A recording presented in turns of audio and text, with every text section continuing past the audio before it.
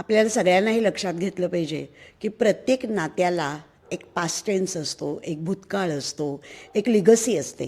म्हणजे कुठल्याही मुलाचं आणि मुलीचं लग्न झालं तरी त्यांचं आपापल्या आईवडिलांशी असलेलं नातं हे अत्यंत युनिक असतं आणि ते खूप जिव्हाळ्याचं असतं, प्रेमाचं असतं. लहानपणापासून आपण एकत्र राहिलेलो असतो, त्यामुळे त्याला एक वेगळंच स्वरूप असतं त्या नात्याचं. पण हे सगळं जरी असलं तरीसुद्धा प्रत्येक नवऱ्याने बायकोनी लग्न झाल्यानंतर आपापल्या आईवडिलांना काय सांगायचं याचं तारतम्य बाळगणं अत्यंत आवश्यक आहे. कारण एखादी जी गोष्ट त्यांच्यामधली अत्यंत प्रायव्हेट असते, गोपनीय असते, ती जर आपापल्या आईला सांगितली, वडिलांना सांगितली तर एकमेकांचा अपमान झाल्यासारखं वाटतं. हे कशासाठी सांगितलंस ह्याच्यावरनं वाद सुरू होतात.